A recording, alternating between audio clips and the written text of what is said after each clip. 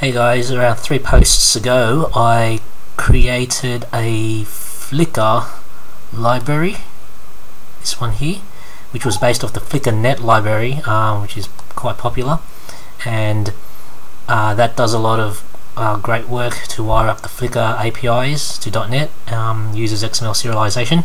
So I converted that to a WinRT friendly one, which you could use in your .NET apps about 3 posts ago.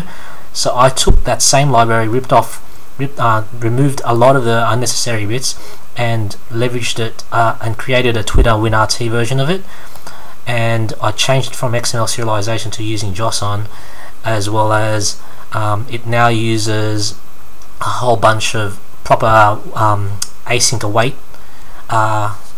It uses the async await pattern.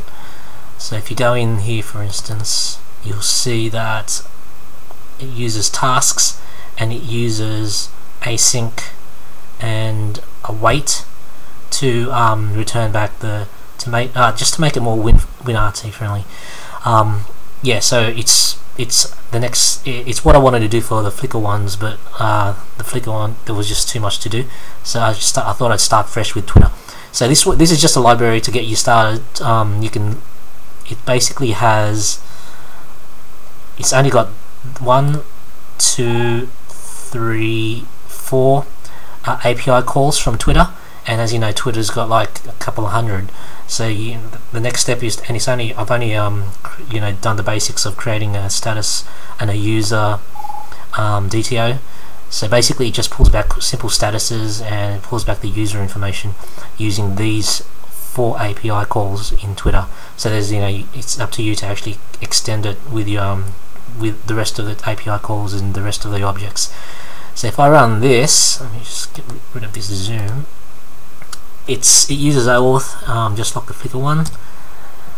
I haven't been able to get the WinRT, the web authentication broker working. There's just hardly anything out there in the web. There it is.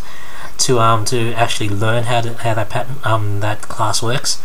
So, and in this example here, it has a web browser loaded within the actual Metro app. So you go into the first step of requesting a token. Me logging in, authorize the app.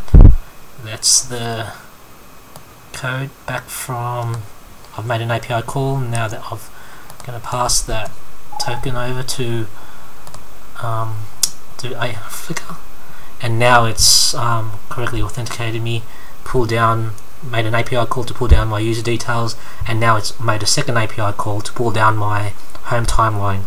And it's no frills. It's just a quick way for anyone out there to start using Twitter within your WinRT.net Xaml Metro style app.